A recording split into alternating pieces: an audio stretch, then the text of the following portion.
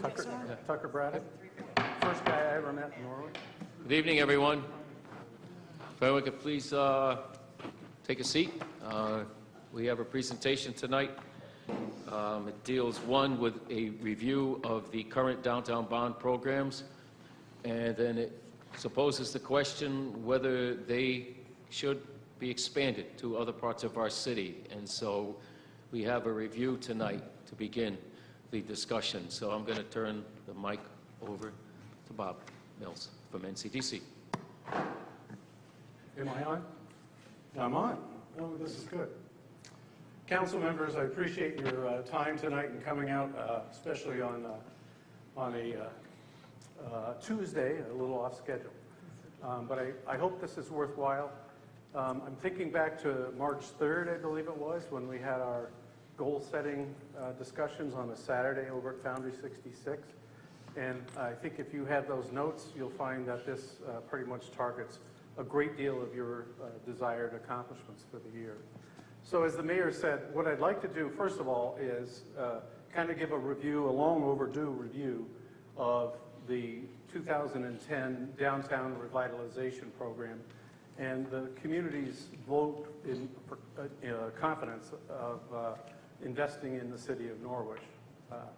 And so back in 2010, the council went through the similar process that we're going through now and adopted a set of languages that go into the referendum in November. And at that time, we were asking for $3.38 million to go forward with a revitalization program. I apologize, this looks a lot bigger on the screen in front of you than it does on the screen in front of us tonight. The objectives were to engage downtown building owners, to get them to do things with their buildings, to occupy vacant spaces in the downtown, to get more employees with living wages in downtown, and to have all properties that are for sale or for lease listed on the internet, because at that time we had a huge amount of for sale or for rent by owners that didn't show up anywhere. And we did that with a three-part program that you'll recall. Element was a revolving loan. The second element was a grant to help improve the buildings for fire, life safety, and egress. And the third part was a lease rebate, so we could close the gap between the cost of owning a building and what the market would bear for rent. So what's been the impact of that program? Well, since April of 2011, when the program was finalized and adopted by the council, $2.470 million have been spent or committed. That has resulted in, and we've scrubbed these numbers pretty well, a $22,800,000 economic impact over the life of the lease, the project, the program that was put in place in individual properties. 124,000 square feet of downtown has been impacted and improved across 17 properties. And that's a return on investment. For every dollar of the bond, that's a return of $9.22 to the economy over the period of the life of the projects. More impacts in downtown, 54 investments that were based on 124 applications have come through and been granted. Not all 54 have gone forward, but the work to get 54 in is in place. And as I said, improvements in 17 buildings was accomplished. And there's been 23 new or expanded businesses. And I would just let you know that that's gross, not net. There has been a few that were short-lived projects, but not very many. And it has resulted in new jobs and new residents in the downtown.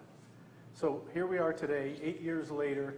We've made a great deal of progress, and we've done pretty well. But as we heard from Don Kleppersmith back in June, we need to continue to invest in Norwich to keep attracting and doing more here.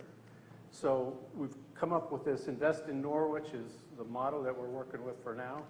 And the idea is to invest in ourselves and invest in our future. So why now? If you recall back in June when Don Kleppersmith was here, he told us about how the U.S. economic recovery is about in 9 years now, and that the national economy is poised for about a 2 to 2.5% increase or gain in this calendar year. And by the way, I just got an email from Don that shows that Connecticut is way ahead of schedule today versus all the predictions.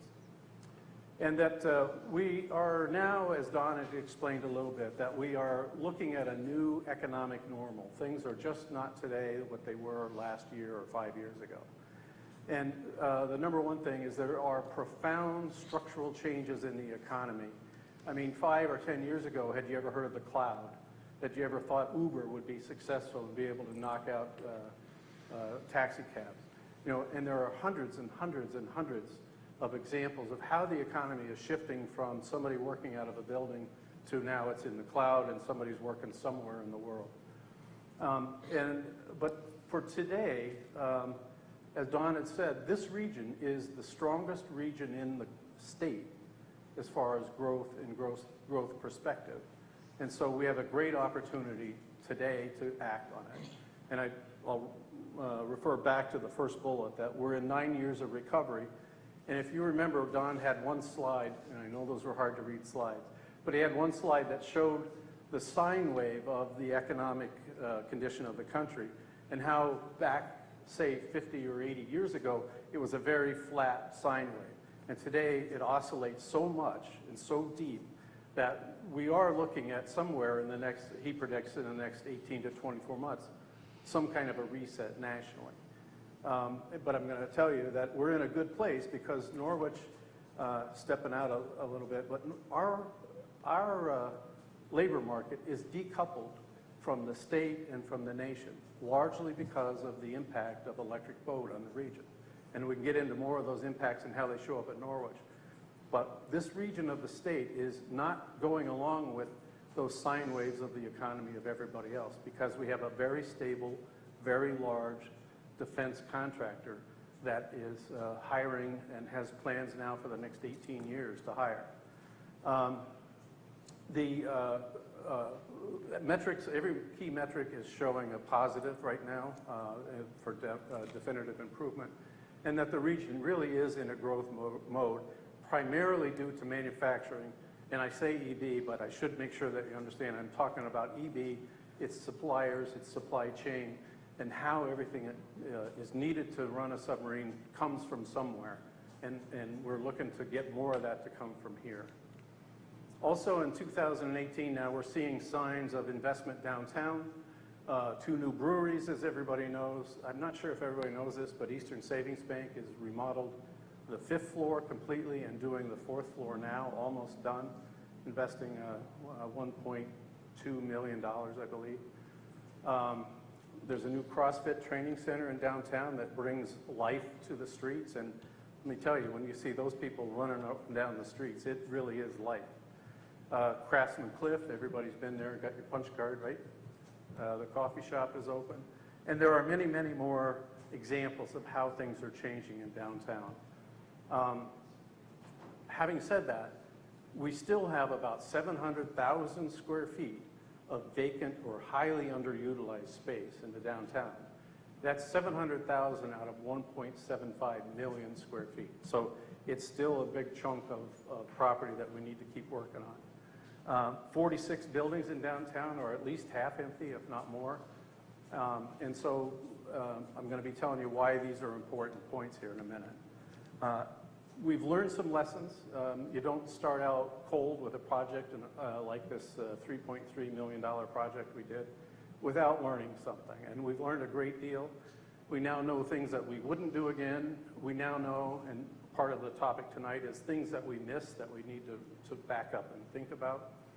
And remembering that, you know, what we did puts into the economy, now it doesn't all show up in tax base yet, but it shows up in the economy of almost $23 million of activity over the next number of years.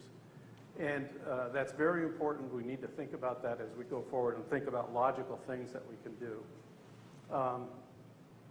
The biggest thing that we hear today about that program is, well, what about other parts of the city?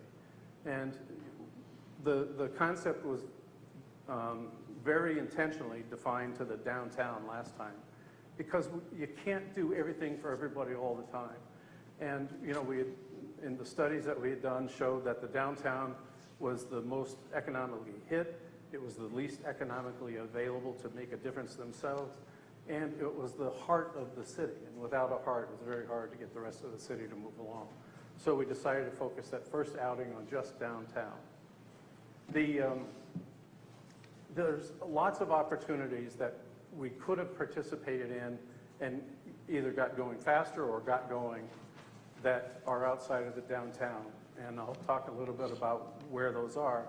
But if we shoot to the city planner's map for community structure, you can see the downtown is the heavy density of what you would expect in a city. But we've got 4 other villages that they're really good quality village centers that need some help. And beyond, and those are in blue, and beyond that, there's a couple more that are in green and gray, which if we can get this project funded, we'll examine with the city's planner and others, we'll examine whether or not we should do anything in those or if we should still just concentrate on maybe 3 or 4 of the village centers. And we're also talking about, and the reason this map is helpful, we also want to look at the gateways so that visitors' experiences are positive from the get-go. And so we don't yet know what we're thinking about doing yet, but we want to include something to address the gateways and the experience people have getting into the city. So what is the plan? What are we talking about for investment here? Well, the program focus, and again, I apologize, this is so small. We want to continue the work in downtown. It's very important to keep plugging away at that, but get to the gateways into the city, the village and business districts of the city where the real economy is derived from. And then another concept that we've been talking about is sort of guiding development strategically for the city on probably specific sites or specific areas. And we can get into more of that at the end. I hope to take about 30 minutes and then let you guys ask away and we'll discuss what we're talking about here. So, and I'll give you the presentation at the end so you'll have all of these slides. So for the outline of this program, like last time we had the 3 programs, the loan, the lease rebate, and the code correction. This time we've got a few more. We have the code correction program because that's a permanent investment in real estate in the city that helps improve its value. The second is a lease rebate, again, to try to help overcome deficiencies in the market or what the market will bear. The third is a city-guided development, this item, $890,000. This item where we try to figure out where should we be guiding development and doing things, helping the city planner's office come up with where things could happen or need to happen, such as the YMCA. And then facade improvements, that's part of the making the experience good on the gateways. And then the last is branding and signage for businesses in the city so that people can find what they're looking for in the city that are not necessarily from here. So the total ask is $8.475 million, and that's over a 10-year program plan. That's not all drawn down in day one. So the question really should be, now why this level? Why invest like this? And so as you remember, hopefully remember what Don Kleppersmith, the economist, talking about how the city is fiscally very, very sound. We have above average fiscal health and fiscal disciplines in the city. And so as a result of that, we have a very favorable bond rating. And I've participated in numerous bond presentations. And you can just hear the rating agencies kind of sigh relief about Norwich. We have very low debt, at least comparatively to the rest of the state. And we have a very good reserve balance. And there's been a lot of discussion of that during the budget series of hearings. And then we have a good balance on grand list, but you should know that we are losing commercial tax base, constantly losing commercial tax base. That shifts more and more burden onto the residential taxes. taxpayers. So the strategy here is to try to hold that and reverse that. And this is a point that I frequently make, and I apologize if you've heard it before, but you've got to have thoughtful and purposeful economic development. You've got to have a game plan for the long run. And so to do that, you need a commitment of time. You allow time for things to take action and work. You've got to commit the effort. You've got to fund things, the resources. You've got to be able to make it happen. And I'm probably one of the happiest people in the room that you've funded a second position in the planning office, because you need people to run these things and make this stuff work. And we need to send consistent messages out to the marketplace. If the market sees somebody stumbling every time there's a change of administration or something, and what they heard 2 years ago when they started their planning is now no longer the case, it sends a bad signal to the market, and it's very difficult to overcome those over time. And the last, and this is one that you guys have all been very good at, is you need to invest in yourself, because if you don't do it, nobody else will. There are some new assets that will help support development in the city, but there's also some tried and true ones. The first new one that I'm very happy about is Chelsea Groton's multi-year commitment for $100,000 to get a multicultural activity in the downtown to break the catch-22 of which comes first. Do you improve buildings and get businesses in there, or do you bring population and activity and vibrancy so that businesses that come in can survive? And the real answer is you got to do both. And so that's what this whole $100,000 grant is all about. You've always had community block grant money, but I'm so pleased with how it's being managed today in favor of looking for how to make it last longer and have an economic development impact. It's been very helpful. You also know about the Opportunity Zone. We're still waiting to hear what we've been successful at being awarded, because the details are not out yet. But we have an Opportunity Zone that goes from Thamesville up through downtown and down through Laurel Hill. So that connects us to, I think, what do we call it? The Golden Triangle in your plan. There's also new market tax credits. It's not a new program, but it's difficult to access with small projects. You need either a whole bunch of small ones that you can put together and bundle and take them through the tax credits, or you need some big projects. As you know, you also have an enterprise zone, both state recognized as well as municipal enterprise zone. That proves invaluable when we're working with somebody. And I think we've talked about this, but I would like to see if I can't get each one of you to come to one of these coordinating committees. We meet down at the utility company, and we go around the room about all the projects that are out there, everything that's going on, and we try to problem solve and unstick everything that's going on in the city. So it's a remarkable, the list of projects is probably 100 strong. It all started out of NPU. But now the entire city and most of John's senior management goes to these to these committee meetings every week. So what do we expect that these impacts would have on homeowners? We're asking the homeowners, the voters, to be the ones to support voting on a new bond allocation. And so, wait, as it gets more difficult, I make the font smaller and smaller, so you just have to trust me, right? So over the first 5 years of the program, because remember I said it's not all in at once. It trickles in as you're setting up the program and getting going. We're looking for the average homeowner, single-family home, to pay $22 a year in additional tax exposure. And then over the course of 10 years, we would expect that to be a $30 average.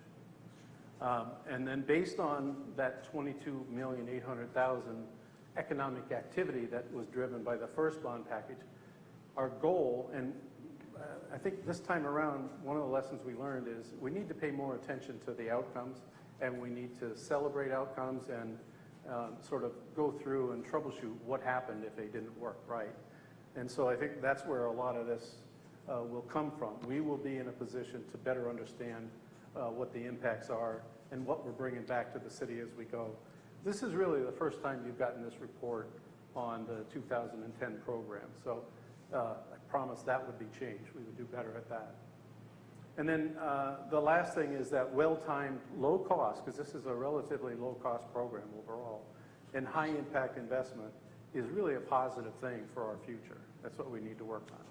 So does it make sense to do this again, to do it in bigger, better, and in more of the city? And I would say that it absolutely does, and for several reasons. The first is, again, Don Kleppersmith, Data Core Partners, he explained that the economy is going to reset down the road, and if we wait for the reset, it's going to look like it did when I got here in 2008, and you can't get anything done. So we have an opportunity to get something going and going now. In real estate, there's a saying, time is not in your favor. You don't take more time to do something if you don't have to. It's a standard phrase everywhere in real estate. And it's the economy in this region is looking at 1,700 new jobs in this calendar year and 2,000 jobs next year in the greater Norwich, New London, LMA. And this region, the lagging economy now, since we're decoupled, as I mentioned before, we're catching up with the unemployment is going down, wages are starting to climb a little bit. But as I'd said before, commercial grand list is down to 20% of the tax base in the city. And we have to halt that. It's imperative that we do. And I guess before I move on to this, I would say that the reason to do it now is also because the longer we wait, the more other areas get ramped up. For example, if there was Electric Boat is demanding 50%, 100%, up to 300% increase from their suppliers to meet their projected goals. And that puts a lot of stress on the suppliers in the supply chain. And we would love to have some options available for those people who need to deliver now in Norwich. So that would be land, industrial land, commercial land. That would be a lot of things that would be really helpful to have happen in this city to capture on the EV growth mode. So for the stateside sector, the Southeastern Connecticut Enterprise Region that we're part of, their federally adopted Comprehensive Economic Development Strategy, the CEDS, indicates that 1,600 companies benefited from the state programs for lending in this last series or last go-around, and that over $260 million in loans and grants are expected with an associated 18,000 jobs retained as well as another 6,000 jobs new in the region. And the Manufacturing Innovation Fund got $60 million more. So these are all programs that we can take advantage of and that we need to be able to use, and keep in mind that these monies go away quickly at the state level. So it's our chance to be primed, ready to go, and have programs, projects in place, have developers ready to go. Also, as I mentioned sort of before, there's engines of growth. The state investment of $25 million has been allocated and matched in the New London LMA over the past period of time, according to sector. And then we all know that there's really three powerhouses of economic engines that are growing in the region today. First, I'm going to take these out of order. Since we've been talking about Electric Boat is really single-handedly the largest driver of the economy in this region. And I can cite all kinds of examples of how it impacts Norwich. The second one, because they just opened it this year, is the Mohegan Sun Trade Show. My father and I went down to the Barrett-Jackson show and got to feel and see how that works.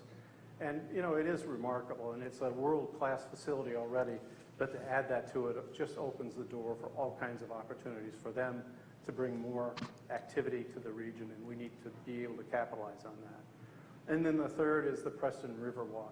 It looks quiet, but I mentioned something to Michael Aliano the other day, and he said, well, from the river, you can see it. You can see how they're clearing the land, buildings are down, there's buildings there that we didn't know were there, they're getting those taken down.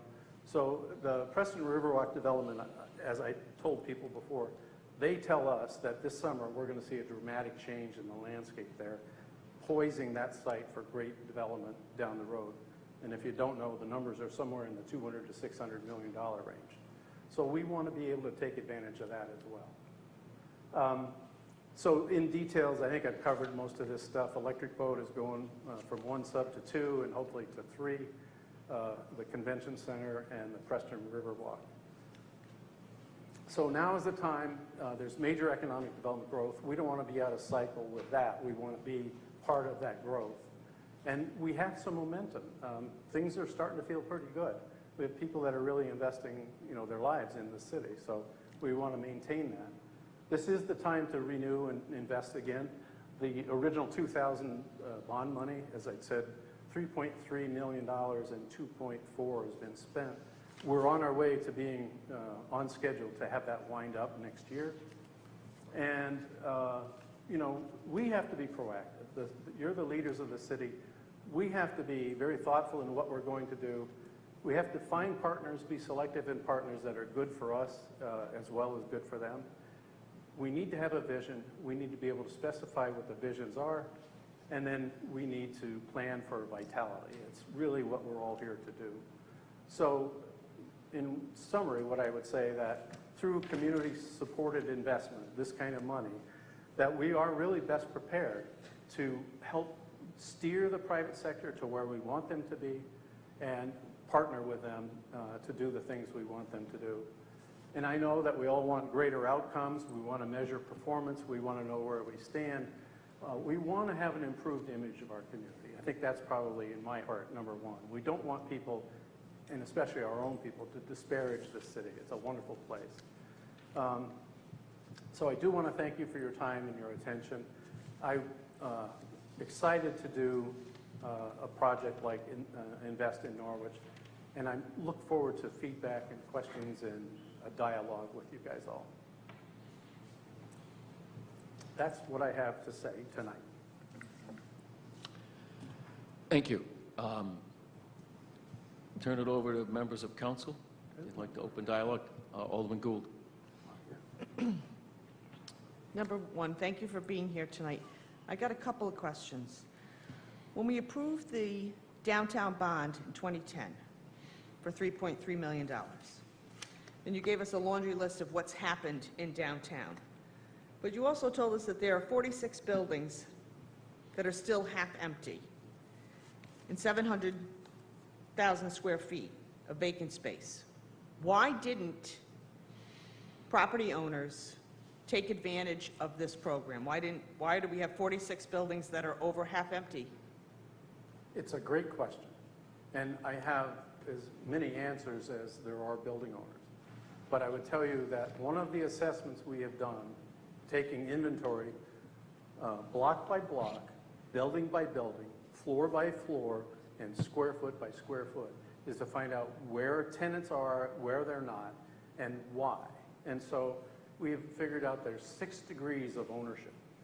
There are people that own property in the town, and there's no requirement that they do anything. They can own it and just sit on it. There have been in the past more of that than I think there are today.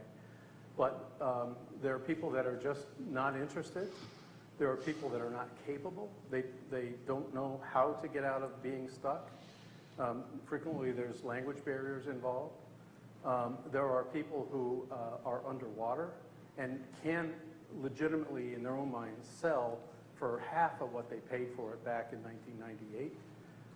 There are people that, and people that just are asking too much. So there's some that can't, and there's others that just want more than what the buildings are worth. And then there's some that are, we have a family in town that's been owners in the town for many decades. And, when I talk to them about why are they not filling the upstairs, those are all residential properties and they're not residential property owners. So they're not interested. They'll just take their payment on the already paid off properties and the first floor income. And that's a little bit more common than you might think. So it's complicated is really the short answer. Okay, and if I can have one follow-up. Why are we losing commercial taxpayers? If you're telling me that there's a demand for jobs, there's a demand for supplies to Electric Boat. Why are these commercial taxpayers leaving Norwich? I'd say that the number one reason that we're losing the prime type of businesses, and I favor industrial because it imports wealth into the community. The prime reason that we lose industrial customers is because we don't have product, we don't have inventory ready to roll. We have inventory, but it's similar to the ownership. There's all kinds of things wrong, brownfields, all kinds of problems that keep it from being finished because the current owner doesn't want to take care of those things because they want to just get their recovery out and move. And the next owner isn't going to buy it without knowing what they're buying. And so there's a dilemma there. Deanna is working with state or federal grants to do brownfields assessments so that we can start to unstick those. But it's a time-consuming process. The other thing I would say is that we've lost businesses that just went out of trend. The business park was first built up, now this is going back before 2010 obviously, but we had key manufacturers in there, and those manufacturers got sucked up and bought out by somebody else that moved them to another facility down south or offshore, and that happens time and time and time again. We're lucky with this most recent acquisition of Consumers Interstate by W.B. Mason that at least for now, they're going to stay put. So that's jobs, it's not industrial, but it's jobs that are staying. So many times, Nordson, Plaspac, when we heard that Nordson was buying Plaspac, I just said, well, there's the end. That it's a very productive facility, it's got 280 jobs in there, and it's a very large utility and taxpayer. I knew when Nordson out of New Jersey bought them that we were going to lose them. Thank God I was wrong. They're doubling down and going to double their size here in Norwich because they have a footprint, they have the infrastructure, they have everything they need here to grow. But that's rarely the case. Thank you. Yeah. Members of council, Alderman DeLucia. Again, I'd like to thank you for being here and presenting to us tonight. And before I get started, let me say that while I may ask some probing questions, my general opinion is one of support of NCDC. My focus and concern is the cost of its activities to the taxpayers. So if you recall, during budget hearings, I asked you to estimate the administrative costs for the current downtown bond, and you replied then that it was somewhere between 16 to 20%, which was permitted under the ordinance. According to the most recent report from the Comptroller's office, as that makes its way down, the administrative fees to date are roughly $470,000 up against about $2 million of program funds expended, with 1.3 left to be committed. That puts the administrative fees at nearly 23% to date. And I have a concern of what that will mean moving forward. Yep. It's a great observation, and I'm proud of the question, and I have a very good response for you. So when I told you that this program would have a lower impact on the first couple of years and then it would average out over time, you spend more administrative money in the early years than you get projects to go. All right, so you're spending marketing and windshield time. You're out there trying to get stuff to happen, and you don't have supporting projects to cover that percentage. And in the peak of things, you generally are paying way less for admin support than projects are generating. And so then if you look at the life cycle, it's a bell curve. If you look at the life cycle of things, the admin fees go way down on the out years because there's very little admin to continue to do in the out years. So the heavy time for admin without a return is in the front. They're matched pretty close to that 20% in the middle. And then at the end, we're going to continue to spend bond money on projects that are still going on, but we don't have any admin that goes with it. So the admin will go down to nearly zero. And in the presentation, you said that the current bond has generated $22.8 million of impact to the city. So I wonder, what is the source of that data, and how is that being calculated? Another good question. So let's take two projects. There's a project that an outfit like Craftsman Cliff, all right?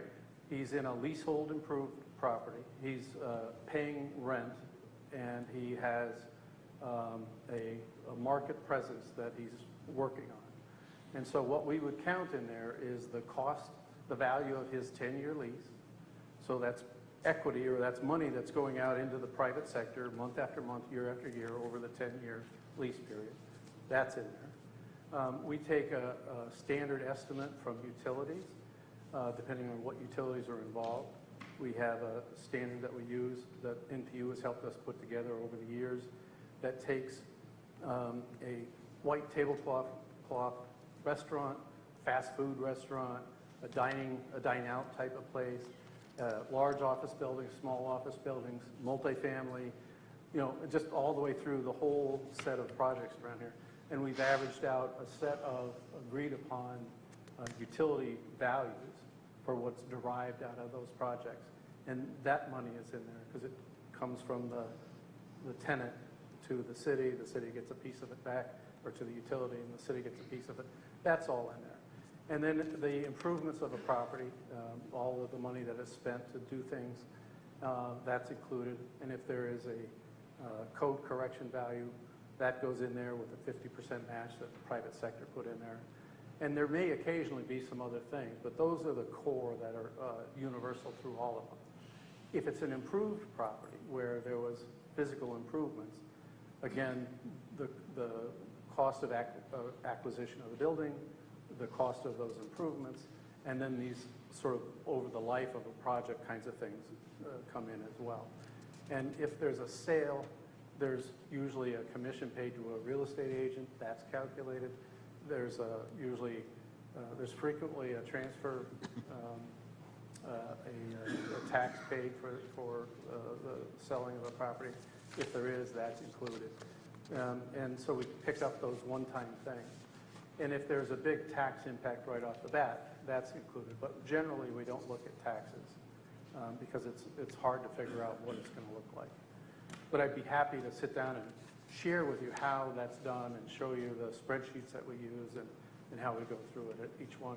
And each one is somewhat different. But The concern on my part is that the entire program, the entire bond that we currently have, and anything like this that might move forward is really, or should really be designed to increase our grant list, because that's our revenue that 7 of us pay the bills with. So the first rule of thumb is that in economic development, let's say that somebody takes a derelict building that's paying $10,000 in taxes, and they improve it and make it worth $100,000, or make the taxes worth $100,000. That'll show up. That's not generally the case with existing structures. And so it's very difficult, and you can ask Donna for me, it's very difficult to get a guesstimate on what that impact is. But I would tell you that if you use Craftsman Cliff as an example, right now that building that he's in is being taxed on a comp value for sale. What would those similar properties sell for in the market? And that's what's applied for or assumed in the taxes. Over time, when Craftsman Cliff is successful, and now Donna can shift from comp to actual sales, it'll be based on the sales activity, and it'll be higher. But it takes time, and so and that's just the way it works. There's nothing except for raw land that you can convert into a building that does what you need to do for a tax value if it's an already built-out community, like Norwich is almost completely. So to circle back around to the fees for a moment, so again, I'm concerned that if this were to be approved by the voters and we put $8.5 million out on the street, just based on the trend that we're seeing right now, and maybe presuming that the structure of the bond would be similar, you know, we're talking anywhere from $1.75 million in fees off of the top of the bond. It seems excessive to me. Well, if you talk to people who do programs like this, I'll tell you, most of them aren't as passionate about the community as NCDC is. And they take 50% of whatever number we're talking about. That's kind of the standard. And I can show you that over and over again where that's the case. I glossed over it, but in that stack of where the funds would go in here, at the bottom there was a little note there that said, we're looking at 18.5% for all of those costs, including the bonding that would be required. So I think we learned enough in the first round to not commit some of the same mistakes or go down cul-de-sacs that we shouldn't have done. And I think we can do this more efficiently, more effectively. You mentioned one project at which you know, appears to be up and running and doing a great job. You know, the coffee roasters, right? I'd like to drill down on two projects that have caught my attention. First is the 3-building deal on Lower Broadway. You know, I know that, or from the report I saw, that $150,000 of code correction money was dispersed to that particular developer for those issues in those 3 buildings. Was that the first money that was in to that project?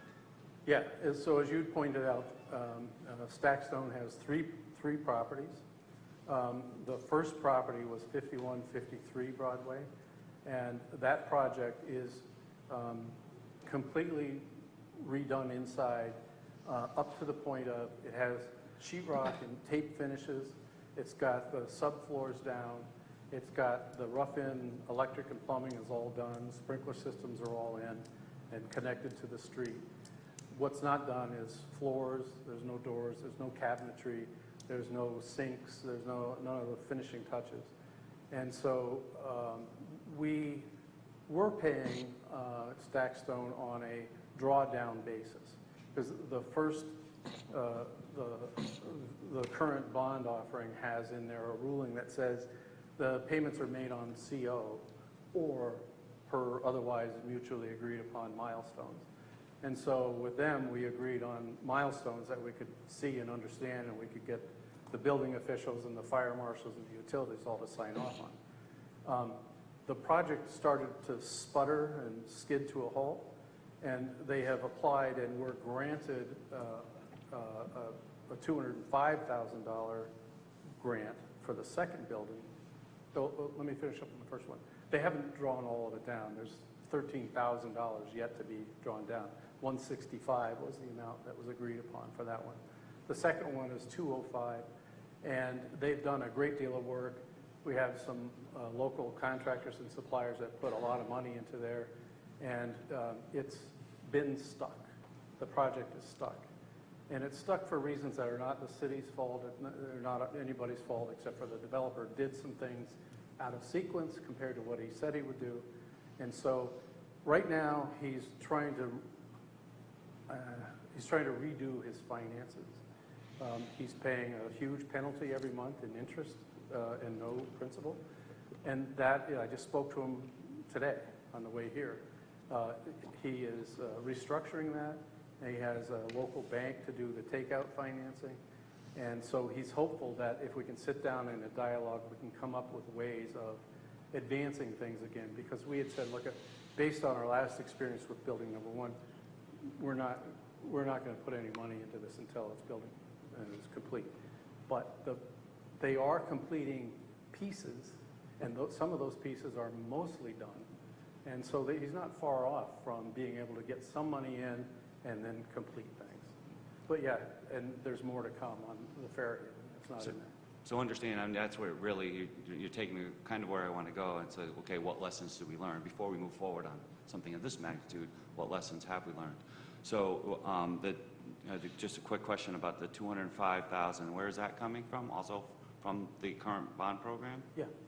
And that is allocated or earmarked for? Earmarked, I best call it. To finish the it gets paid out once that second building is complete. That's the current situation. I'm trying to keep an open mind and would like to work with the committee that makes these decisions to revisit if we need to come off of that position of wait till it's completely done. In order to get it done, we might want to do that. It might be in the city's best interest. So. And then just one other project that, again, let's, what lessons are we learning along the way? 101 Water Street, former Thames Plaza. I noticed that the owner received a $100,000 loan in the program through the current bond. Do you know what that loan was meant to fund? Yeah, what it really did was return some equity back into their pocket so they could do some stuff there. They spent a huge amount of money rebuilding the building. And so it was a loan. It's secured by private, interest. So it's a completely secured loan. And what I would hope it would be used for now that they have it, what it was stated to be used for was the working capital, which is what it really is. But I would hope that it would help land tenants and get the building occupied. It appears to be empty at this point. It's not empty. The third or second floor has the connections in there, 10,000 square feet at a pretty above market rent for Norwich. And it's got a small, I think there's a small doctor's office and a small law firm in there, but it's largely empty. It contributes to that $700,000. And has the owner stated to you what his, or their, I should say, vision is for the building, at all? Yeah, we've heard a lot of visions, but the one thing that I see happening is it's just office space. And the reason Foundry 66 is so remarkably successful is because it's not a standard office concept. And if they can shift concepts, instead of renting 10,000 square foot floor plates, if they can rent 300 square foot offices in a suite of other offices, they might do better. And we've been talking to them to try to help them with that model. So in terms of lessons learned or using the lessons learned, what's the tipping point, or what will be the thing that gets the scale to tip on either one of these two projects? Well, we require a business plan, and I think that I would be honest in telling you that all business plans are not created equal, and even the best business plan that we've seen from Epicure missed its mark on a number of places. And they've revisited the business plan and fixed it, and are pivoting and working through it. Most others see it as just a gateway to get to the funding. And so one of the things that we've been talking about, and we did implement it with one of the downtown projects, is a mentoring requirement, and a mentoring requirement in advance of coming to apply, to get ready to apply. And even if we participated in funding that, we would have far better outcomes than if we just say, oh, yeah, that's a business plan, put it on the shelf. So, I'll take responsibility for going light on them, because it's been hard to get people to address the business plan. Okay, thank you. Thank you, Mr. Mayor. Welcome. Members of council? Yes, Alderwoman Filbert? Bob, I have a couple of questions, and mine aren't quite so technical. Is this a new branding, Invest in Norwich? Yeah, it's temporary to hold for for this. It doesn't have to be, it can be anything, but yeah, that was what we were doing. Who came up with that? Your neighbor, Miranda created. Okay. So, okay. My second question is, who came up with the concept of the almost $8.5 million bond idea? Whose brainchild was this? It was mine and the mayor's, based on what we wanted to see happen. We've been in conversations for quite a while to try to take the stuff that showed up in your goal-setting program, trying to figure out how can we do all those things. We've had endless meetings with businesses, what are your sticking points? We've been in the communities, in the villages, trying to figure out, what do you need, what do you need? And except for the city-guided development, those things all come from the experience of the last 8 years and sort of a setup going around over the last 10 weeks. The one about guiding development is something that Deanna and I have been struggling with, trying to figure out, we can sit and look at the YMCA day all day, and we can wish that somebody would come along and do what we want to do, even though we don't know what that looks like. We would hope that somebody would do that. And, the truth is, we need to step up as a city, as a community. We need to step up, figure out what are the kinds of things that we need and what would be served well from that site, and then try to pursue that with cleaning up the knowledge of what we know about the site, what would it cost to remediate if it's or tear down. What are we looking at so that we know what we're talking about? Otherwise, it's just a wishing game. And I got to be honest with you, it's a failed model. It just doesn't work to sit back and hope that the private sector will come in and fix it for us. We need to step out in front. And I'm not saying we need to buy it or own it and do the development, but we have to lead the horse to water. We have to show them what it can be, and we have to show them the market studies. We have to show them the LEP assessments. We have to show them everything we can in order to get them to do the thing that the city would most like to see happen. Okay, and then another question is this $8.5 million bond, I was under the impression that it was for Taftville and Greenville. Am I correct now in assuming that part of this money will be to use to enhance the existing downtown bond? Well, the existing downtown bond is very shortly going to be spent. There may be money in Josh and Tony's account, but it's already committed, all right? So we're not far off from that. So this is an opportunity to reinvest in downtown, continue, again, make the improvements that we've learned, think about it again as to the kinds of things that need to happen. And I would say 50% of the money, just use the 50-50 rule, maybe half of the money would go into the downtown, and the other half would do what we did downtown the last 8 years, and do it, and I wouldn't say in every village or in every gateway, but we should figure out what are the key things that we want to do. Standing here, I would propose there's probably 3 gateways that you want to consider, and I'd say you probably want to do Taftville and Greenville. You may want to do Occam. There's all kinds of opportunities. Why does anyone never mention Norwichtown? Well, Norwichtown is on the map. But one of you those. just talked about Greenville, Taftville, Occam, but you didn't mention Norwichtown. And I have to tell you that we just went, and I'm sure you're well aware of this, we just went through a particularly painful budget season again. And I know that, you say in the first 5 years it's an average of $22, and in the next 10 years it's $30.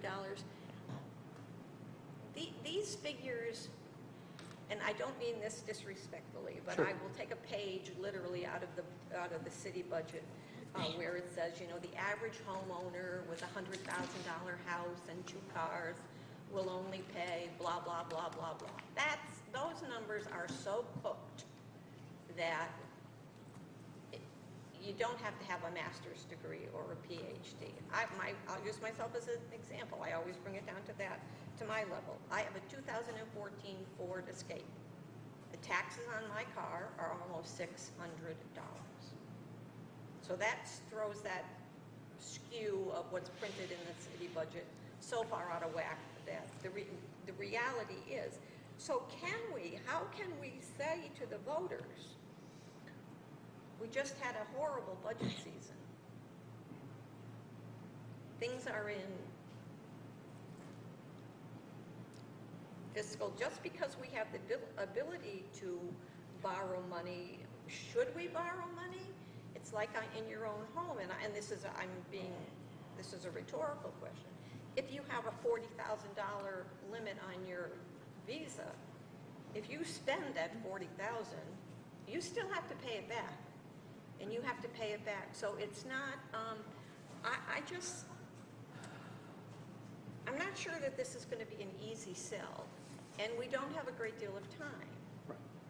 So first of all, I really respect your questioning, because I know it boils down to what is the impact on the voters out of their pocketbook, and then what is the impact in what is it doing for the city.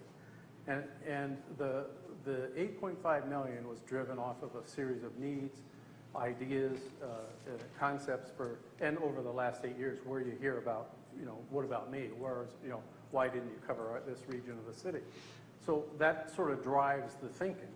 And yeah, I think and you would be spending this over a 10-year period of time. And I think, Tony, isn't the bonding over 20? Correct. So you spend it over a 10-year period of time, and you recover it over 20, which is how you keep the number affordable. And I would just tell you, Joanne, and I do understand and I respect what you're saying, but if you don't change the way you're doing things, if we don't do more to change the economy of this city, nothing is going to change. We're going to be looking at the scrap metal yard and the Y and Capehart and, half viable marina. We're going to be looking at all these things and saying, well, I wish somebody would do something. And I'm just standing here tonight telling you that somebody that needs to do something is in leadership position in the city today, and you have to help us guide the community into, we need to do things different and we need to invest. Otherwise, you're going to be struggling even worse next year without any possible benefit from the gains of a program like this. And if you want to change the nature of the program, I'm all ears. I'm totally all ears. But this was our best guess to get it started. So if you want to, it's not fixed in stone. In fact, in your packet there, you can see the bond language all marked up, and we're ready for you to put some hands on this and help us figure out what you think. I apologize that this is so late in the season, but I wasn't ready to stand up here and do this before today. Alderman Browning. Thank you for being here today. I'd like to mention that Alderman Burnham wasn't unable to be here today, and partially it's because this was scheduled on a Tuesday instead of a Monday. I wish it had been scheduled as an information session before, so I just want to tell the viewers she wanted to be here, and do not draw the wrong inferences because she's not here. I would look at this. I remember a conversation I had with Don Peppersmith. That's his name, correct? Klepperson? Yeah. My apologies to him. Yeah. But essentially, I asked him, since he's a trained economist, and I asked him, according to when he was here and doing his presentation, I said, according to your professional standards of economists, I asked him what the impact of the program was, and he said, I haven't studied it, can't tell you. Now we come in and we see the 22.8 million, and so I'd be correct saying that this is not a number that came from him. This is due to your own methodology, correct? We use the data that NCDC has been collecting over the life of the program so far, but I should introduce Jim Farnham, who is a consultant, economic development consultant out of New Haven, that has been scrubbing through all of the projects and all of the things that we have in records, challenging us to everything that we've been saying, and refining what we know and what we feel comfortable saying to you tonight. So I would tell you that it's not NCDC or me. It's really Jim using what information we have. And Jim has, maybe he's never been asked to, but he's never submitted a written explanation. We just get a one-page visual. Right. And we're supposed to take it on faith. And I would tell him, I would encourage you to produce a professionally based report for distribution to us something other than like the night before the meeting, so, we're not like there going, oh my God, what does it say? Because that's what will make a difference with me as a consumer. The second question is, I'm going to give you a hypothetical. Since you did rent to two lawyers, I don't think it's an unreasonable hypothetical. Let's say that you have a law office, and it goes into about 900,000 square feet of space. You give them rental rebate assistance for 2 months. Guess what? They're a success. They're still in business 10 years later. How long are you counting, based on that 2 months of assistance, how long are you counting their rental payments in this $22.8 million? It's a good question. So in a lease arrangement, the lease term is what's counted for that proposal, or for those numbers. Not extensions, not renewals, not, nothing like that. If somebody's in the space and they expand, if they went from 500 feet to 1,000 feet, there's an opportunity to re-up then. But the values in there are derived off of the lease term. Let's say that in good faith you lend to a business, 6 months later they're... Can I ask for clarification? Are you talking about a loan, a lease rebate, or code? I was starting with the lease rebate in this example, but you could take either, let's take a lease rebate for the next question. Let's suppose you loan to do a lease rebate to someone for 2 months. 6 months later, they're out of business. Now, we're not going to blame you for that. Let's just say there was other circumstances. At that point, how do you count the 6 months that they were in existence as part of the economic impact? Jim, would you answer that question? Did you hear it? Yeah, if a project got started and failed, what did we count in the $20 million number? I think if we counted the investment for construction, they built it. We did, Excuse me? if there was a construction involved, we counted construction, but I don't think we counted any lease payments that didn't get paid. Yeah, we zeroed out most of those. If somebody failed right off the bat, There were several projects that we just didn't even include because there was small amounts invested and then it didn't result in any impact, so we didn't even include it. and so we didn't include those. And as I said, it was 54 projects out of 124 applicants. A lot of projects, you go through, lots and lots and lots, and it comes up dry. How many loans did you make? Maybe you is a bad term, but how many loans were? How many loans? Yeah. That's a handful. It's on that sheet. Yeah, it's like maybe 6 or 7. How many are current? Were paid All off? the or ones that are alive are current. We had the first one die, and we collected, maybe 30% of the principal, and then we collected on the collateral for another $6,000. So we're about 60, 70% of it was returned, but the rest of it was lost. So you're saying 6 out of the 7, they're still current or they're paid off? Right. Okay. I just also, we wouldn't be doing loans again, because again, the banks are in a different condition now than they were before. But Michael Rao is interested in leading all the local banks to the table to form an investment fund that we might be able to use. Yeah. Here's another question. Correct me if I'm wrong. Is it true that HUD, Housing and Urban Development, is no longer loaning money to restaurants because the failure rate is so high? Yeah, restaurants are difficult to find anybody that wants to fund. Yeah, I'm just saying, are we in that business now? And if so, do we think that we have better judgment than, say, for example, HUD? I think that we're in a better situation than HUD in that we know that good quality restaurants and lots of options and choices improve the viability of a downtown.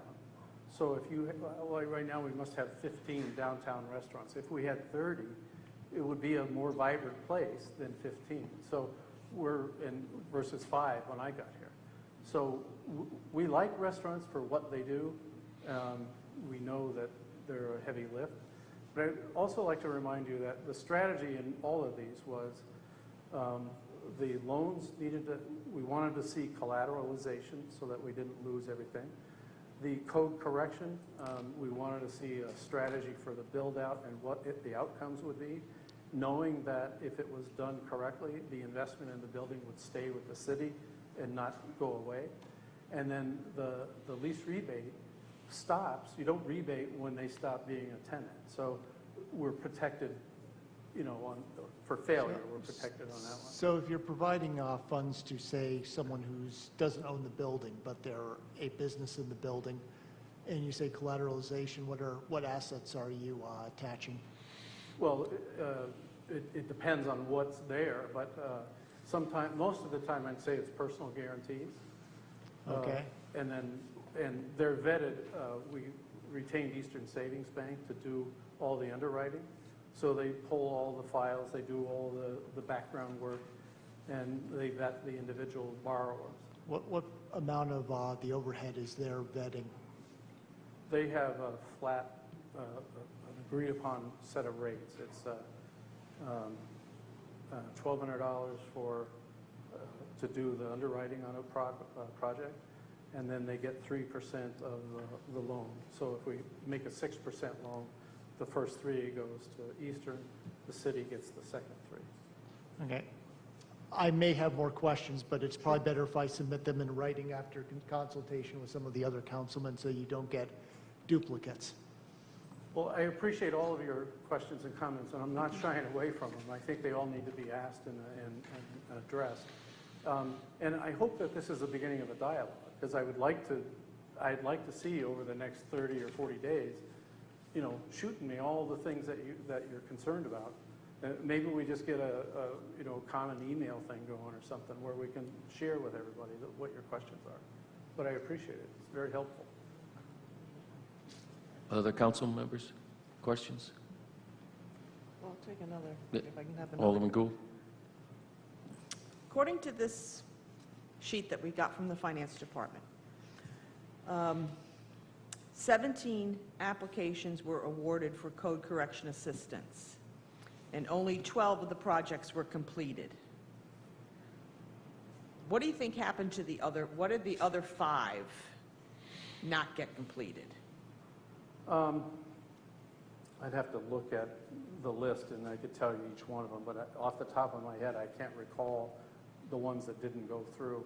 You know, you just next, you know, we've been in very much the hurry up and get to the next one when one fails. Well, I forget if that's counted, if they've applied. We've had lots that we've been seeking and trying to, encourage to apply. Mm-hmm. And sometimes when you get a real positive sign, they may get assigned a code number, a project number, and they may show up on the list. But a number of them, we just never got the applications. They never came through. So I will look and give you a response on that. Okay, because, well, then I won't ask any other questions about this if you're not familiar with this list, because my second question was that there were 25 applications awarded for commercial rental subsidy, but only 10 of the projects there were completed. So, again, what happened to those 15 other applications? Why did they move somewhere else? How do you follow up on, John Brown comes into town, he wants to rent an office space downtown, and after 6 months, the shingle's gone. Where did John Brown go? Do you follow up to find out what happened? No, we absolutely do.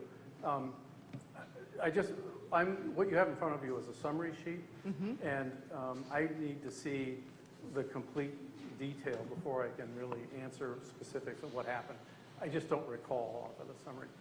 Again, I can research it and send it to you. Okay. I'm happy to do that, to copy everybody.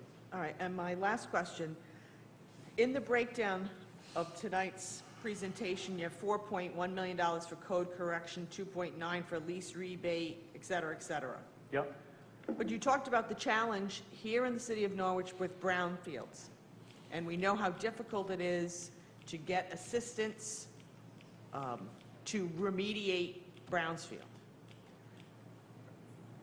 Where do the Brownsfield Cape Hart fall in the grand scheme of things, So, and with the financial situation with the state of Connecticut, they may be, who knows, there'll be a new governor in November. Could be maybe there's going to be a tightening of the belt for that remediation money, or maybe there could be, the floodgates will open and there'll be, handing out boatloads of money to towns and cities who, like Norwich, have these mills that need to be cleaned up, and it's millions of dollars. Investors shy away from, oh, I'd love to have, the Velvet Mill, oh, what a great location, but it's, $5 million, $10 million to clean it up, and the state's going to give me $1 million, and where am I getting the other $9 million from? so I think the first thing we need to figure out is, what is the use going to be? What would the development be? That drives downstream all the other answers of what you're going to do. So if you had somebody saying, I want to do the Capehart, and I want to do, we had a developer here at POCO that wanted to do a big housing project there. And that's easy to define based on that use, what the brownfield conditions need to be, and all that. What I would say is that if we know that, the rest gets easier, and Deanna can study or direct studies to be done on properties that there is no plan for, but you don't get remediation money for those properties Right. in that condition. So Right. we have to start with something. And so at least for the majority of properties, what I would suggest is that we look at partnering with the ownership or, with the city to figure out, what are the range of things that could happen there so we know who to target. For the Capehart, I personally would never have thought of putting housing out there. But a developer thought of it, and he, worked through Army Corps and all kinds of things. He spent $800,000 figuring it out. And so it could work. But I think we need to get to a level of comfort on lots of properties. And so we need to prioritize. You're not going to get them all figured out. And the remediation money, look at Preston. They have done, millions and millions and millions of dollars of remedial work on the hospital site, and they've done it through grants and loans. And we have to do the same thing. Alderman Browning? I see the amount of $890,000 on this for city-guided development, and since this is 10 years, I'm going to assume that's, let's see, $89,000, $90,000 a year.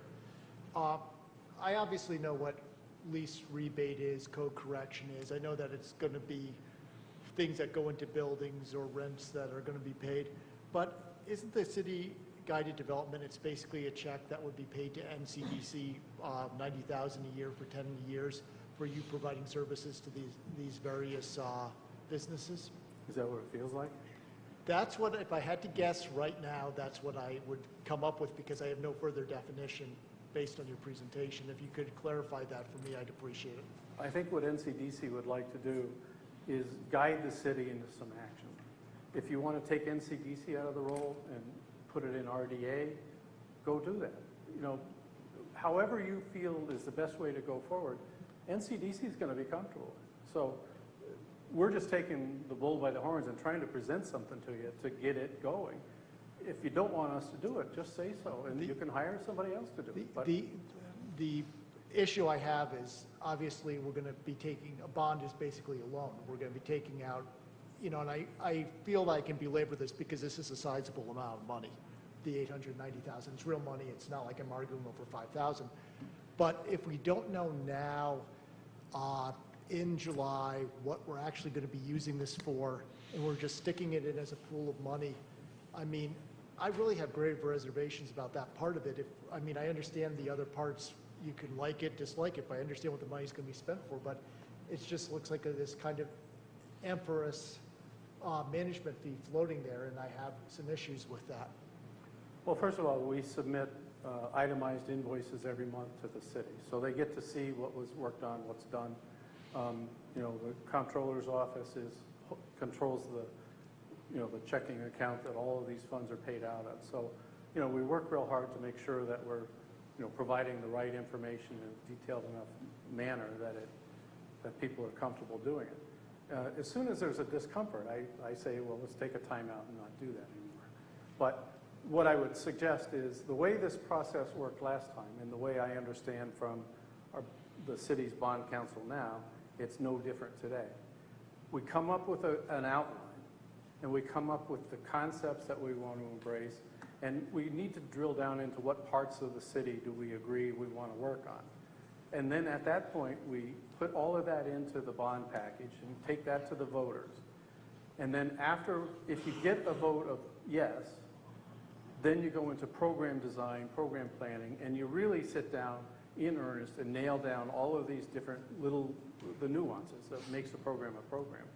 But without the funding, it makes no sense to spend $200,000 designing a set of programs. You're right, you're right, we could design it after the money is put out, but I mean, granted that we had this 3.3 or $3.2 million bond and we're in like year 8 or 9 of it.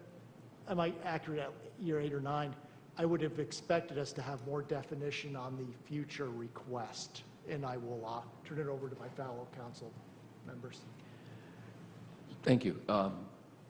First of all, the list on program element, that's not locked in stone. That can be decided by this body, this council, and that's part of the reason. These are suggestions. Where the bond would be allocated is, again, driven by decisions of this council. We want your input. This is not a done deal. We want your hands on it. We want you to have some ownership in this if you feel the voters should, in fact, vote on this issue. Because that's the question this elected body is being asked to consider. Should we present a question on a ballot this November so that the voters can also have some direction in the future of their city? I, for one, personally like asking the voters to take direction in their lives here in the city of Norwich. I think that's a stronger community. It shouldn't be done by simply 7 people who happen to be elected for a 2 or 4 year cycle. We're actually considering giving them some of the authority. I think that strengthens the community and it strengthens the buy-in. So if you have doubts about a particular part of this program element listing, bring that to our attention and it can be removed or amended, changed. These were concepts that we came up with through our discussions. And some of the stakeholders are sitting out here in the audience. That's why they happen to be here tonight, because Bob, for example, has been meeting with people one-on-one to get their input. And I think that's important because we're engaging the people that give us or entrust us to sit here. That's really important. So tonight is really about introducing the concept, giving a report on the existing program, and I'll go back to 2010. Downtown was chosen because on an acre basis, it had the highest possible return for grand list growth. That's why the investment site was selected for downtown. It's the highest taxable property in the city. One person mentioned, what about Norwich Town? Well, Norwich Town is one of those development nodes. The Bean Hill area in particular is singled out in our POCD. It is about opportunity. We met with the owners of Byron Brook today, and they're interested in working with the city. The solar option is dead. That's not coming. And from my perspective, that's a good thing, because that wasn't the highest and best use of that property. It wasn't a bad use. It would have brought revenue to us on a grand list basis, but it's not the highest and best use. Last week, we met with the owners of the Norwich Hospital property on the Norwich side. They, like many others, are knocking on the city's door right now. The question is, are we going to have enough tools in our toolbox to bring them here with their investment? Keep in mind that the code correction, that's a permanent improvement to a property in the city. And that money doesn't go out unless the work's already been done by the developer. The CO has to be issued in order to gain that money. So that's a permanent improvement to a program. You talked about the 3 buildings on Broadway. They all have new roofs. They've all been remediated. Those properties are far better shape than when Stackstone started in that project. He's working on getting himself unstuck. But those improvements can't be taken from us. They've already been done, already been achieved to those properties. And so if we want to lift our city, we're suggesting this may be another way to do that. And it's a way of leading. Developers look at communities who are willing to step out, not just sit around and wait. We took that step in 2010. The voters empowered the city to do it, and it's had a very nice impact. Go downtown. There's a lot of activity going on right now. Properties exchanging, investments are taking place, and that's what you want to see, activity. It's happening down here. You know about the Hale Mill changing ownership. That's a major gateway. We're here to get your input. You know, we want to know what your ideas are. The bond language, you'll see it in red ink and black ink. That's because we want you to look at those concepts within the bond and add your own input. It's not locked in stone. We need your input right now. That's what we're asking for tonight. And the window is short. If this goes to a referendum in November, we will have to act on it no later than the second meeting in August, which is the 20th. A little less than a month. And we have a lot more work to do. A lot more work to do. But we welcome your advice. I will just make one suggestion, and this is not indicating that I will vote for this when it comes up. Understood. I will just suggest, if you think the Norwich Hospital property is in play, and obviously I have not been in those meetings, the question to ask the developer is, what sort of arrangement would actually promote development there in terms of applying, because most of this appears to be designed for buildings which are existing, need to be renovated, whereas the buildings on the Norwich Hospital property, sad to say with a couple exceptions, will need to come down if someone's going to come in there and make use of that property. So that's my one suggestion. Last week's discussion did not include any of this with that owner.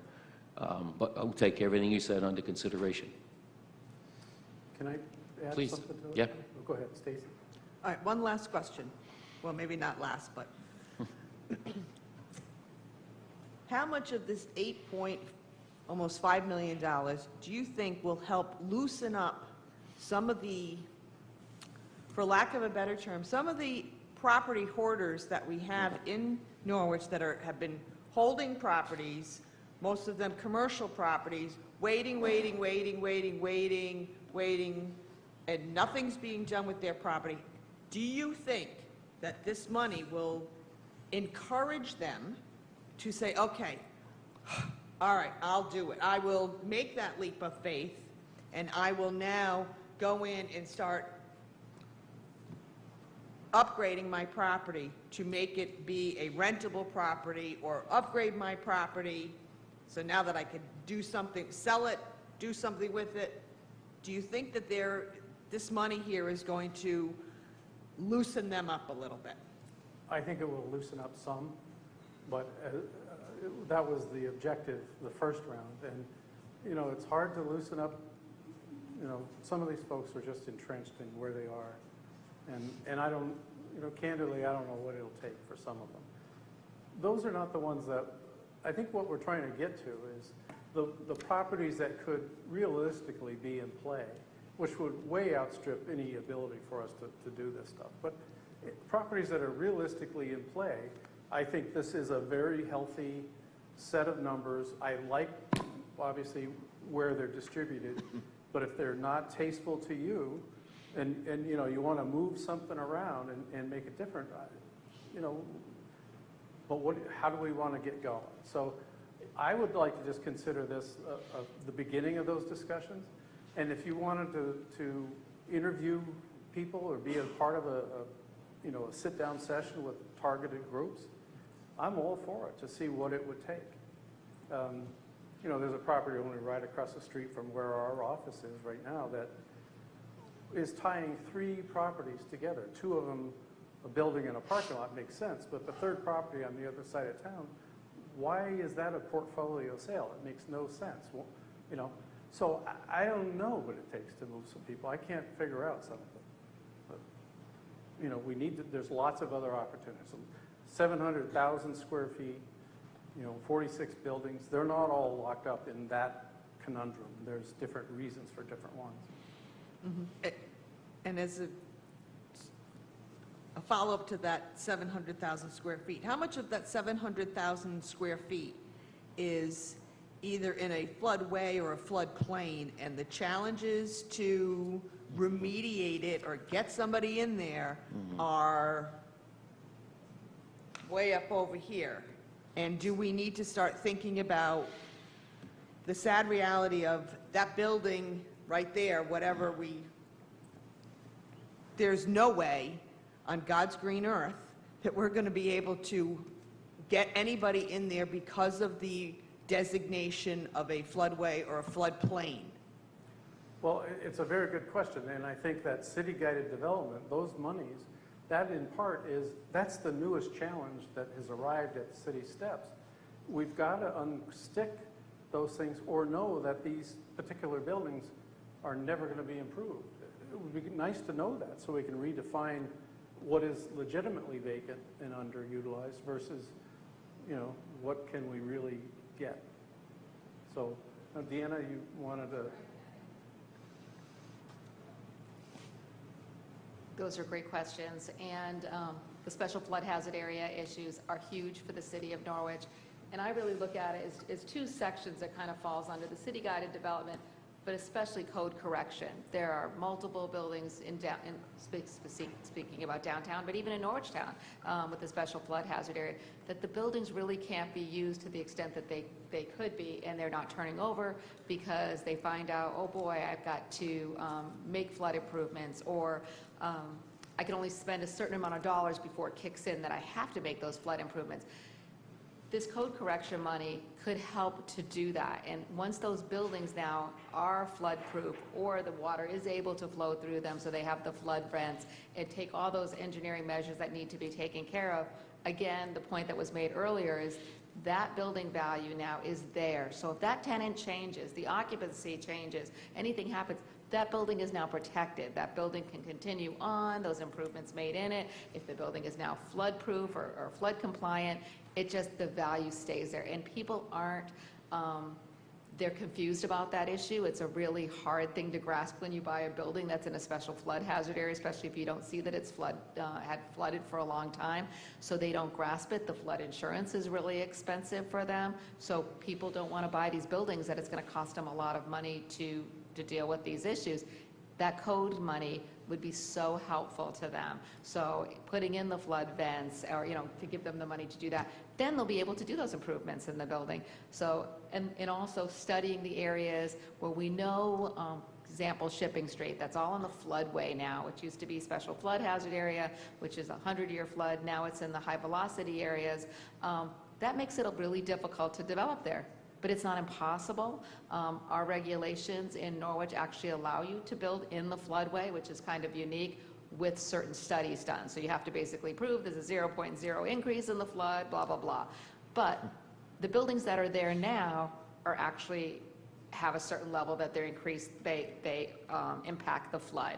So if you now retrofit those buildings, or for example, like Mr. Protus's building, that's kind of the concrete building that's kind of wide open. If you said, okay, you know what, the bottom floor is going to be garage underneath it. It's going to be wide open, and you can build above it. You've got to put in an elevator in that building. Talk about code corrections or those kind of things. We actually could potentially have a building that's really viable there, that still is in the floodway, that actually has less of an impact than other buildings that are there, that are some of the older brick buildings that are harder to retrofit than something that's partially built. So I think that money could be really valuable to the city. And to go to Alderman Gould's question is, do we think that we'd have involvement? I do. I really do. And the reason I feel that there'd be interest from owners is because with the citywide brownfields assessment, we just went out, we did a public presentation about that a couple months ago, and invited people to come, property owners that have potential sites that are brownfields, commercial uses, not necessarily residential properties. And, and we've had sort of a floodgate of people coming in and saying, can we be assessed? And, this is free to them. It's free money to them for us to assess their property. And then they know what they have. And then And some of these that are the nonprofits, perfect example like the American Legion, is they can go for grant monies because they're a nonprofit, and they can get funded for that remediation and cleanup of that site. So that little seed money that we've got from EPA, which is a little under $400,000, is huge for so many small properties or for properties in the city. And we could just do an assessment for the restaurant, 327 Laurel Hill. They raised their hand and said, we want, would you assess our building? And really, they really need assessment in the basement because they want to put their kitchen down there for their restaurant. So we're saving, instead of spending a lot of money doing assessment of the whole property, what is the hazardous material that needs to be assessed? We're looking at that. We're allowing them, using federal money that we have as a grant, we can do a small project for them and make a huge impact. And they're investing in that building. They invested in purchasing it, the owner did, and I think 8 other buildings in the city at the same time. So that property, he knows that we're putting in a little seed money, and this is where we look great as a city, that we are helping. We're helping. We're a team. We're a team, and we're partners in what they're doing, and we're appreciating what they're doing and investing in Norwich. And in this particular case, I sent him an email today. I haven't heard back yet, but I'm sure the owner of that property is thrilled that the RDA last night decided to go ahead and move forward with doing an assessment of that property. So this is the same thing with the special flood hazard areas or any of these code corrections. We have buildings that have no elevators, that have other issues, that once those go in there and they're multi-stories, like I said, occupancy changes. We want those businesses to stay for a long time. But if those buildings are retrofit, they're ready to go. They're in great shape. They're ready to go. And that's what we need to do. We need to be ready and open for business. Alderman Nash. I just have a question and then maybe a quick comment. The money that we did back in 2010, the downtown bond money, and I remember I sat on the council then, and I remember saying we're investing in the future, we're investing in ourselves and setting the city up for success. Is there a correlation between some of the success that downtown's having now, today, 2017, from that investment in 2010? Absolutely. The majority of the restaurants that have come on board in the last 5 years, these guys, most recently the Punjabi, those are all as a result of working through these programs to help them overcome their issues and concerns and start a business here.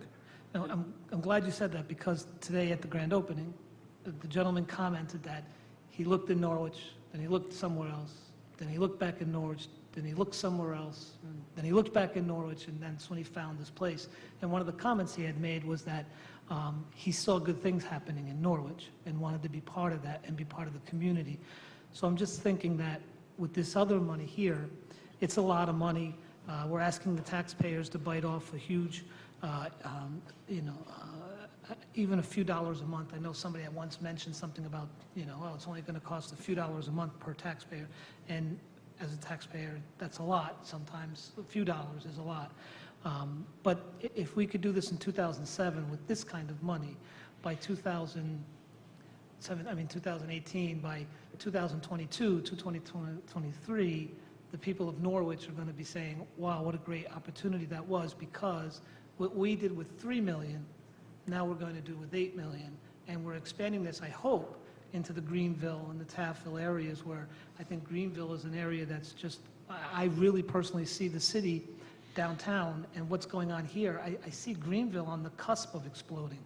And if we could just give them a little bit of effort that we gave downtown, I think, and that's in the CCD too, and that's great tax money there too, if we're going to look at the cost of the bang for our buck.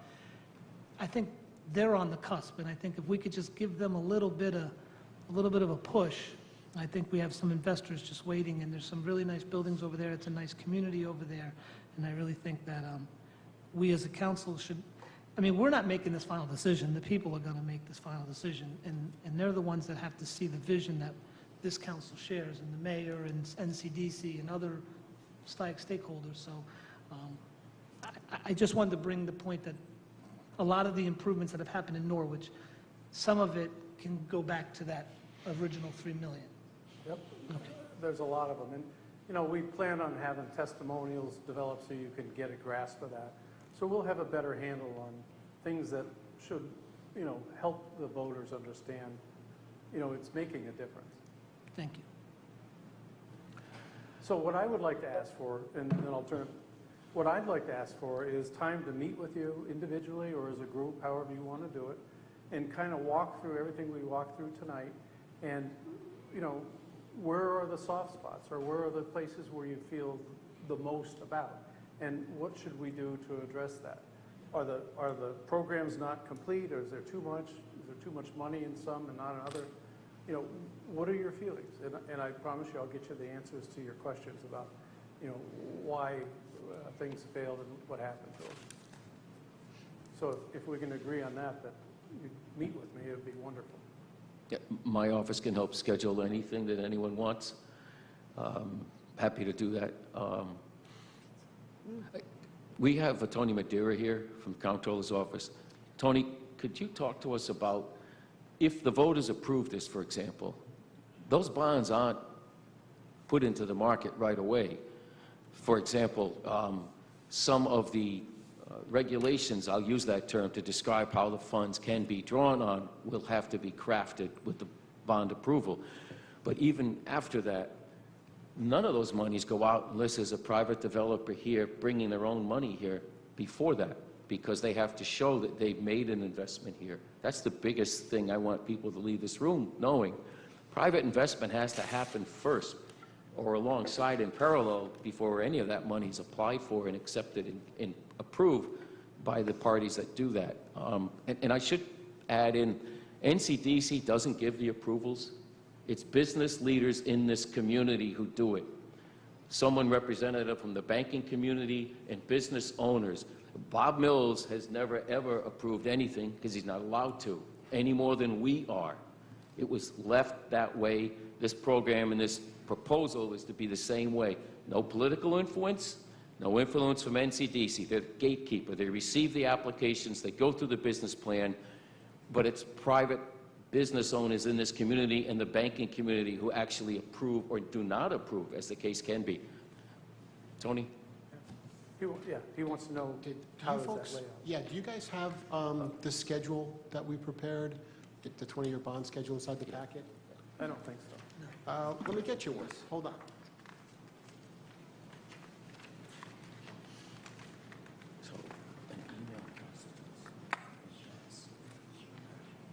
So while Tony's digging that out, this part of the process that you see with Deanna, with the Comptroller's Office, this is the same process we did last time.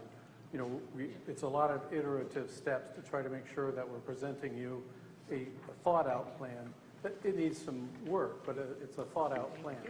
And so the Comptroller's Office took the experiences from the past program and how they did the bonding for that, and took a 10-year lookout for how that would play out with bond. So, so there's a couple different things. This was prepared out of our office. Josh working with Jim, and as Bob said, with some of our past history on the items. The top part, there's some assumptions. I can come back to that a little bit if you'd like. The front part's got the first 10 years. Flip it over, you got the back 10 years on that piece. And this is kind of more for illustrative purposes. So you can see it that along the left-hand side, you're going to see that there's 1, 2, 3, 4. There's 5 pieces that we would be looking to issue bonds for. So it's a little different than just simply going out. If you or I were going to get a mortgage, we go out on day one and we're borrowing $100,000, or in this case, $1 million, and you're going to pay that back over a period of time. That's kind of one way of looking at it. But we're going to be taking it down in chunks, and depending on how quickly items percolate up that get approved, that's going to dictate how quickly we go out to the market and get funding for that, okay? So you can see the first one, we would be looking at doing a bond issuance. We use January of 2019, so we're about 6 months out. And we would be then looking to pay some of that money back based on that schedule. So year 1 would be $1 million, year 2 would be $1 million in principal, in doing those chunks, okay? And for each one of those other periods, year 2, we take out a chunk of money, and then we would pay those back over a period of 20 years. So it would be a series of 5 issuings to accomplish that. And those issuings would vary based on the speed of the projects. If they come out quicker, then those chunks might be just getting distributed quicker. So we'd be looking to pay those back at a little quicker rate. Yeah, if I may, that's an important, these are just estimates based on cash flow. If the program was very successful and we needed to accelerate the borrowing, we could do that. Only would do it with cash flow demands on that. So again, like the mayor said, these are not cast in stone. These are incremental stages of drawing down the money. But the point is that the money is not drawn, all $8 million does not go out of, we don't borrow all $8 million the first year. We gradually do it based on program needs over the next, estimated is 5 years or so. Correct. The numbers on the bottom, Alderman Gu was talking about where some of those, in one of the earlier, I'm sorry, Alderwoman Philbright, excuse me, was asking where some of those numbers were coming from in regards to the $22 and the $30. If you look at the bottom of the page, this is bill rate impact, medium assessed value, and estimated impact. Those like 519, 1142, 2158, 3150, those items would be what, based on paying it back in this illustration, would be the impact of the tax to the taxpayer. Similarly, if you go all the way out 10 years, we took an average of that out to 2029. That's what that would look like. There's assumptions built up on top based on useful life of the items, what we think the grand list will grow to, and what we think the interest rates are going to be looking into our crystal ball depending on when we do drawdowns. We think all those numbers are reasonable at this point and somewhat conservative, but you know, conditions can change, and I don't have a great crystal ball sometimes. Any questions for Tony? Thank you very much. So in the world of development, we would call that a pro forma. That's part of a pro forma. That's part of what would the cost look like if we implement this. And it's just the responsible thing to do. We know it's going to change. We know that's not the right thing, but if we have a valid business plan and we go forward with it, we will adjust, and the comptroller's office has been phenomenally supportive at staying fleet of foot and staying on top of this stuff. I guess what I would say is the mayor alluded to a conversation with the Byron Brook people today on 400 acres, where the city expressed an interest in more of a business park atmosphere rather than housing or solar farms or that kind of stuff. And they were very receptive because now they have a signal from the city what the city would prefer. You know, where are we? Nobody said that's all we would do, but that was the general sense. And they were very happy. So Chris Jewell just showed me a factor. There are 415 suppliers to Electric Boat in Connecticut. There are 5 or 6 that are in Norwich. So what we need to do is go after getting more, since there's so much pressure on them to amp up their delivery. So Byron Brook could be one of the things that would come under that city-guided development. You know, we need to figure out how to do that, or other sites. So I think it's imperative that we understand the scale of what we're talking about and the rapidity of this stuff. The EB this is an opportunity that's rare and not going to be around again for 50 years or something like that. So we need to act. Yes, Alderman Browning. If that bond outline was applied to Byron Brook, would the road building or land acquisition fees come out of city-guided development? No, the planning and the joint partnership over design and what would you do and how would you do it and how much it would cost, I would propose would be supported by this. But the actual work and the acquisition and all that stuff, you'll be asked to participate at that level again. in development. So we'd need to get another bond for that? Absolutely. And why wouldn't you? If you had a great return, absolutely, you'd be asked to.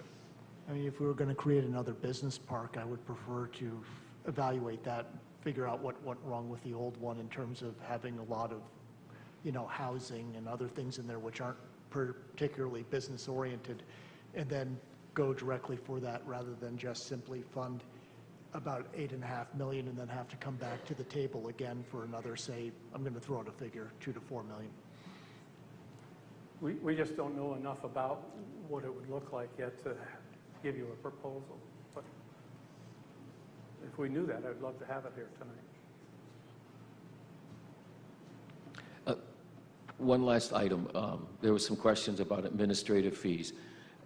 Everyone should be aware that that also is included when bond counsel is paid, because that is an ongoing cost as bonds are sold. If this was to go to the voters and is approved, that also consumes some of the administrative costs of including the downtown bonds that have been put into place with private investment that one member was questioning about earlier. So just so you have clarity on where those administrative costs go, it's not just NCDC, it's also the bond counsel. They get paid too. Issuance costs. Issuance costs and such of that nature. And every time you issue another round of funding, if more private investment is coming here, there will be a bond counsel fee there as well. I mean, but that's the cost of business. The question is, do you want to bring businesses here? I very much do. I've heard everyone here say they want to.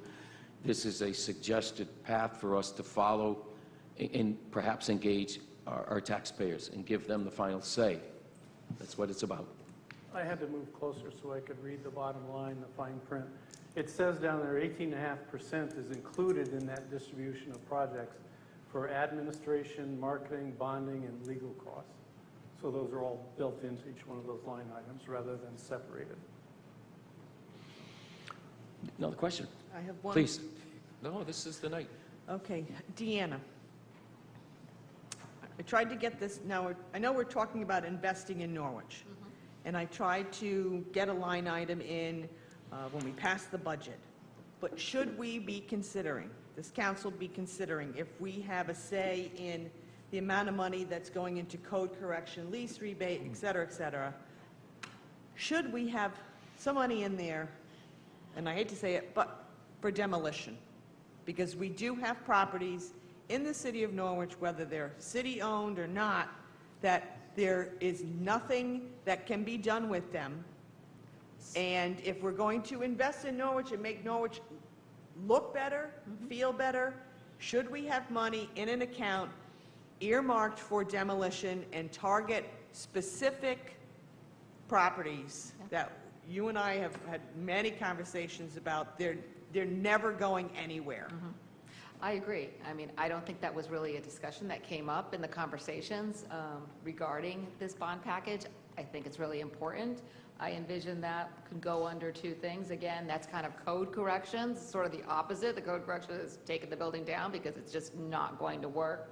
Or it could fall into that city-guided development. Again, many of the properties that we would be looking at potentially taking down would be, unfortunately, in the city's hands. They're ones that we usually get for back taxes or some other reason. They fall into our lap.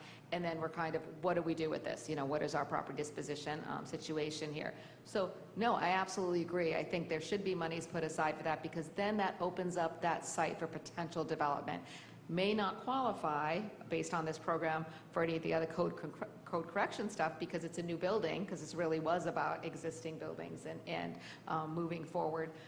But it makes a clear site. It makes that property available, and maybe it's a blight issue. Just the visual alone could be detracting development around it, not necessarily that it needs to be another structure there. It could be associated parking for another business that's nearby or something. So no, I agree. I think that is that could be a valuable tool to have in here, is have the money for a demo as well. Thank you. You're welcome. Thank you. Any other questions? I've been asked by corporate counsel to ask that each member who would like to ask questions further beyond tonight or provide input or recommendations for change, to do so individually. And that way, we keep in line with our FOI requirements and stuff like that. There should not be a meeting, for example, of 4 people running down to your office tomorrow. That should not ever happen. So make your calls individually, ask your questions, give your recommendations, tell us what you don't like about it. Maybe you should start with that. But again, understand, this is about leadership coming from us. And every developer I've met with since I came into this office this round, they're asking to see what this city is about. They want to know, for example, last week, they want to know what we didn't want on the hospital property. That was the first thing he asked. What do you not want? And so we told him. We were very clear about that. Keeping in mind there's a development right on the other side of the town line that's proposed. In fact, Deanna's comments just now kind of described that process. As that site becomes clean, becomes clear, there is development moving forward to invest there. We want the same experience right here, and we can bring that with us working together. Anybody else? Not to get on a soapbox, but thank you. Thank you all for being here to listen. All of you in the audience, appreciate you being here as well. And if you have ideas, call them in, please. We want the public's input. That's the component that is very much important. Thank you. Thank you, everybody.